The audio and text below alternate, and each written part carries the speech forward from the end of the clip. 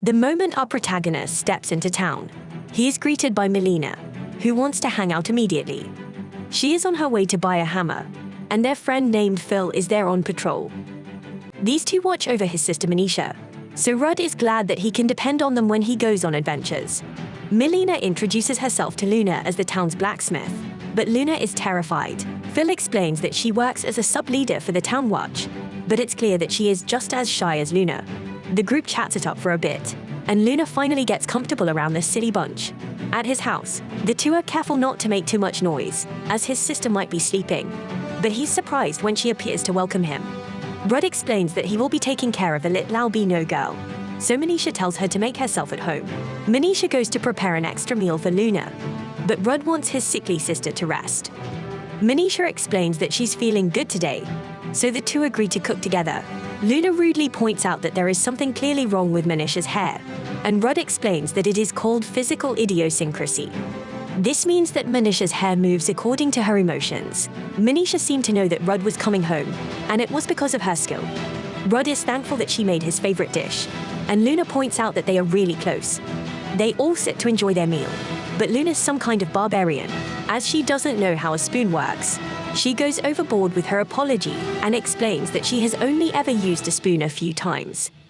A look back shows a glimpse of her slave days and her epic struggle to hold a spoon. Luna promises not to fail them again, but the two point out that she needs to stop being such a drama queen. Manisha gives her some pro tips on spoon using and tells her to take her time learning, as she will be teaching her one thing at a time. Rudd is glad to hear that, and Luna thanks her. A little montage shows them teaching her a bunch of stuff, and Luna surprises them one day by cooking an entire meal. The food is delicious, and Rudd is amazed that she has mastered every basic skill in such a short amount of time. This is a bit strange, so he wonders if it's because she is a homunculus. Manisha brings Luna a dress to change into, but Luna just rushes off with it awkwardly. Manisha can't figure out the little weirdo, but Rudd assumes that Luna was just worried about Manisha seeing the magic stone in her chest. While showing Luna around the town of Avantia, Rudd explains that they don't have a guild or a church, and its most remarkable feature is a little orchard. The red-headed girl's father wants Rudd to marry his daughter, but he declines, and instead Rudd asks him to make a replacement for the sword that was stolen from him. The blacksmith plans to have his daughter help him, and he suggests that Rudd show Luna the monstrous farm. Rudd does just that and explains that monstrous vegetables are plants that grow into monsters. They only need mana to grow, so they can be grown all year round. Some little nerds come to bug our hero, but some old lady tells the kids to go back to doing their child labor. Luna has some serious PTSD from her time as a slave, so she shakes uncontrollably. Instead of being worried about her, the old woman just wonders if she is Rudd's girlfriend. Rudd, of course, explains that they're just travel companions and introduces Luna to the old lady, Grandma Gigi, the town's apothecary. She is the one that makes medicine for Manisha, but she wishes she could do more for Rudd's sister. Gigi asks Luna to help harvest some monster spinach, and some of Rudd's old friends arrive to help. They all have a grand old time, and our pair walks away with some weird vegetables. For all the trouble, Rudd makes things a bit awkward by complimenting Luna, but he quickly changes the subject by having her try the vegetables. She thinks the giant tomatoes are delicious, and Rudd wonders what she thinks about his town. Luna really likes how nice everyone is there, and she would be extremely happy if she could stay there forever. Just then, Luna reminds him of the magic stone in her chest and dramatically reveals that she is not human. She is a battle homunculus that was developed in a neighboring nation. Luna apologizes for not telling him sooner and explains that she thought he would end her life if he knew she was a homunculus. She is grateful for how nice he has been, so she couldn't continue lying.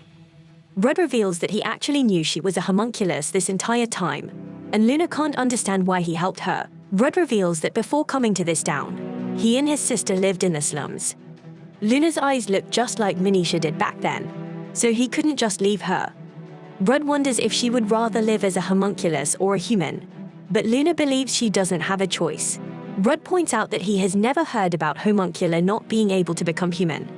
Besides that, he enters Labyrinth for a similar reason.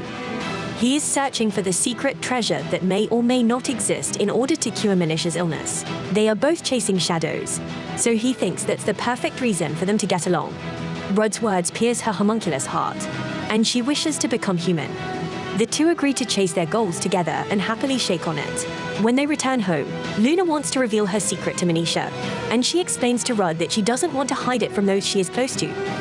Luna just comes right out and tells her that she is a homunculus, and she apologizes for keeping it a secret. Manisha knew there was something off about the kid, but she still asks Luna to continue being friends with her. Luna, of course, accepts, and Manisha points out that Rudd must have known this the whole time. Rudd helps those that no one else will, and he has always been that way. Sometime later, our duo finishes up cleaning the entire mansion, and everyone rushes to get a taste of Manisha's world-class tea. Luna points out to Rudd how popular his sister is, but Rudd is long gone and on his way to get some tea. Rudd explains that being the first to drink the tea makes it taste even better, but Phil is there to point out that Rudd really does have an unhealthy obsession with all things involving his sister. Rudd wonders if Manisha is feeling okay after making the tea, but she just tells him that he worries too much. She may not be in great health, but she doesn't want to hold him back. Rudd explains that she has never once held him back, but he's interrupted when his boys ask him to duel. Rudd thinks this is actually perfect and tells the others that he wants to duel Phil first. Outside, Rudd explains to her that he wants to test his previously unknown skills in a mock battle, and he picked her since he knows that he won't have to hold back against the town guard sub-leader. They agree that the one whose absorbed shield is depleted more loses, and the fight begins. The two strangely don't move at all, and some guy points out that their fighting styles don't emphasize speed. The first to move is Phil, but Rudd blocks her attack.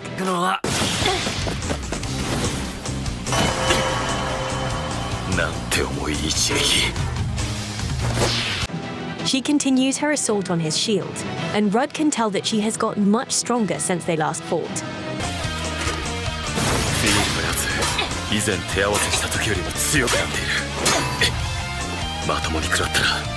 Her attacks feel very heavy, so Rudd knows that if one of her strikes lands, he is a goner. Luna can't believe how strong Phil is, and Manisha explains that the town guard is really just a bunch of youngsters who didn't move to the city. Few of them are actually skilled fighters, but Phil and Rudd are special cases. She admits that they should be putting their skills to use in a bigger city. All the nerds in the crowd cheer for Phil to finally knock Rudd down for once, so Luna counters them by cheering for Rudd. Manisha joins her, but they just manage to distract him. Rudd gets scratched by the attack and decides to use his new ability to use the damage to his benefit. Things get a bit dicey when Rudd falls off balance, but he composes himself just in time to smash his shield right into Phil. She goes flying and is stunned when she realizes that his one blow took out her entire absorbed shield.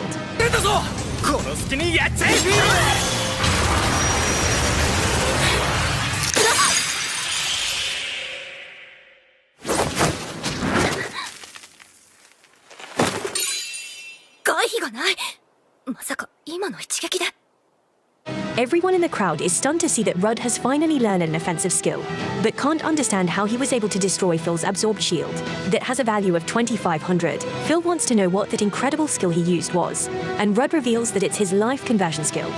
It allows him to convert depleted shield power into strength. He can't use it all the time, but their little battle showed him that it's very powerful. Rudd thinks about how, until now, he has always been focused on defending as a tank. However, going forward, and thanks to his life conversion skill, he will also be able to do some attacking. Rudd is ready to take on all challenges, but all the cowards watching conveniently remember that they have other things to do. The girls admire how strong Rudd is, but Manisha can't help but compare herself to him.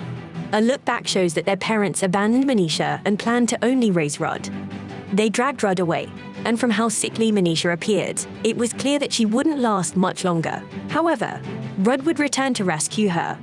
Manisha wakes up from the memory dream and thinks about how Rudd has always come to save her in the end.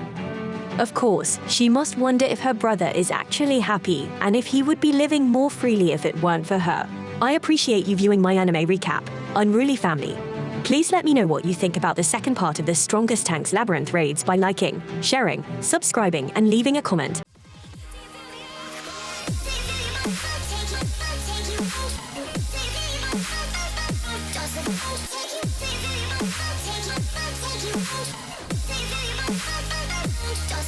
Take